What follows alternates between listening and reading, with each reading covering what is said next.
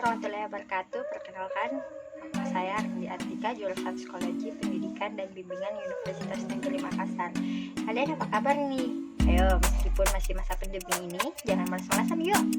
Tetap produktif. Nah, pada video kali ini saya akan menjelaskan dan memberikan penerapan salah satu pendekatan yang bisa digunakan dalam proses konseling. Kalian sudah tahukah apa itu yang dimaksud konseling? Untuk yang belum tahu, aku kasih tahu ya.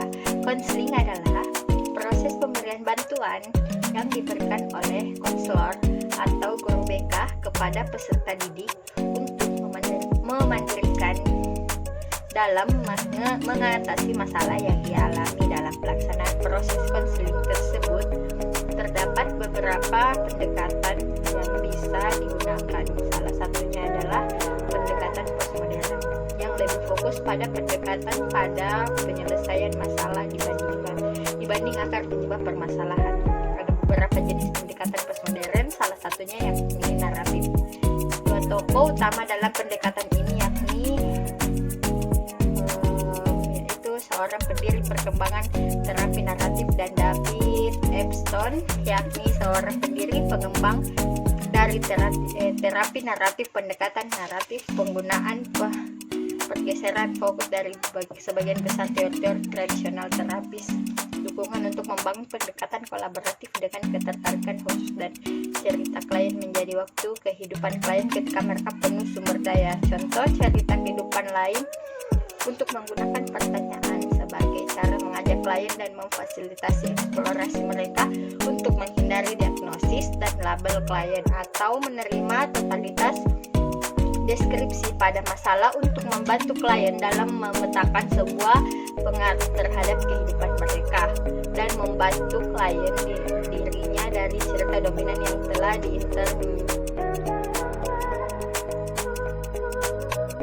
Assalamualaikum Bu.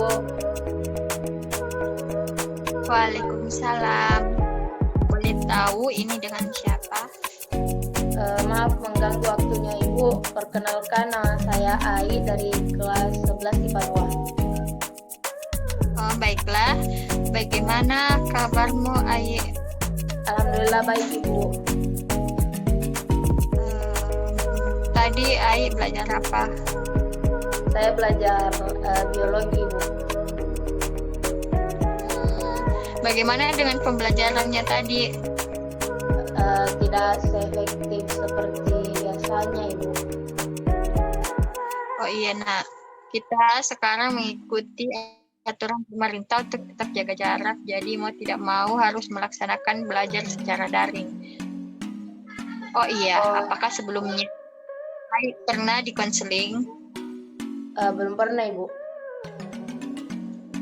Jadi begini.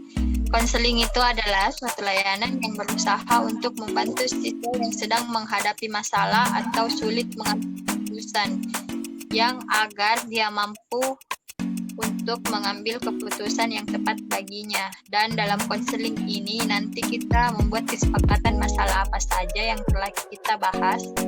Nanti tidak akan kalian bicarakan di luar karena ini adalah rahasia kita bersama. Dan dalam konseling ini nanti kita akan mendengarkan apa saja yang sedang kalian alami dan nanti kita membahas masalah tersebut bersama-sama. Bagaimanakah? Apa kamu sampai sini sudah mengerti? Ya, sudah ngerti. Baiklah. Apakah kamu punya masalah sehingga menghubungi saya? Iya Bu, saya memiliki masalah dalam proses belajar daring ini Bu. Terima kasih. Lalu apa yang Ai harapkan setelah konseling ini? Yang saya harapkan setelah konseling ini, masalah yang saya hadapi ini Bu dapat teratasi dan menemukan jalan keluarnya. Iya, jadi begini, konseling ini mempraktikkan waktu, yaitu 2 kali pertemuan dengan durasi 45 menit. Akan tetapi sekarang sudah memakai aplikasi online, jadi kita akan bahas sama-sama. Maksimal 60 menit satu pertemuan. Bagaimana? Apakah setuju? Iya, Bu, saya setuju. Baiklah, jika kamu setuju, kita akan memulai konselingnya. Coba ceritakan masalah apa yang sedang kamu alami. Jadi begini, Bu, saya merasa cemas dan khawatir dengan pengaruh nilai saya selama belajar daring di semester ini, Bu. Jadi, kamu merasa khawatir dengan nilai mata pelajaran kamu selama proses pembelajaran daring ini. Iya, Bu, kurang lebih seperti itu. Kalau boleh tahu, apa yang menyebabkan Ai merasa cemas dalam belajar daring semester ini? Selama belajar daring ini, saya selalu kesulitan dalam mengakses jaringan, Ibu. Soalnya di desa saya daerah pegunungan, sehingga saya harus ke desa lain untuk mendapatkan jaringan yang bagus. Ai merasa kesulitan sama proses belajar daring karena susah mendapatkan jaringan dan harus ke desa lain untuk mengaksesnya. Iya, betul, Ibu. Baiklah, Ai. Jadi Ai merasa cemas karena takut nilai Ai berubah karena sulitnya akses untuk proses belajar daring di semester ini. Iya, Ibu. Baiklah, kalau begitu, apakah Ai pernah mencoba melakukan alternatif lain untuk mendukung proses belajar daring Ai? Sebenarnya saya pernah meminta wifi tetangga saya yang bagus jaringannya, Bu, tapi karena sudah banyak yang minta bantuan ke dia, jadi akses jaringannya menjadi tidak bagus, dan saya juga merasa tidak enak karena saya menjadi beban untuk keluarganya, terutama anak-anaknya yang juga menjalani belajar daring sama seperti saya, Ibu. Jadi Ai merasa tidak enak karena menumpang jaringan di tetangga dan menjadi beban yang anaknya juga membutuhkan jaringannya. Ya, betul, Ibu, apalagi jika ada tugas yang banyak yang mengharuskan saya menginap di rumah tetangga. Baiklah, permasalahan utama kamu adalah kamu selalu merasa sungkan untuk terus-menerus menumpang di tetangga untuk mengerjakan tugas. Iya, Ibu. Lalu, apakah kamu marah jika ada tugas yang belum selesai karena kamu sungkan meminta bantuan tetangga? Iya, Bu, saya sangat marah dan kecewa pada diri saya sendiri karena tidak bisa menyelesaikannya tepat waktu. Bagaimana cara kamu marah? Saya tidak berbicara dan memarahi semua orang dan berputus asa untuk melakukan apapun. Saya pasrah dengan keadaan, Ibu. Nah, pernahkah Dinda terpikirkan bahwa sebenarnya teman-teman dan guru Dinda peduli dan ingin mengetahui lebih dalam mengenai kondisi Dinda? Saya tidak tahu kalau soal itu, Ibu. Lalu, bagaimana jika guru dan teman-temanmu mengetahui hal tersebut?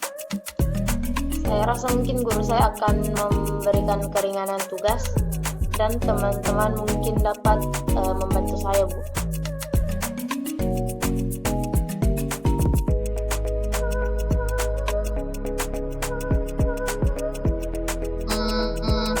Bagus sekali. Jadi, apa rencana dan tindakanmu untuk kedepannya terkait permasalahan ini?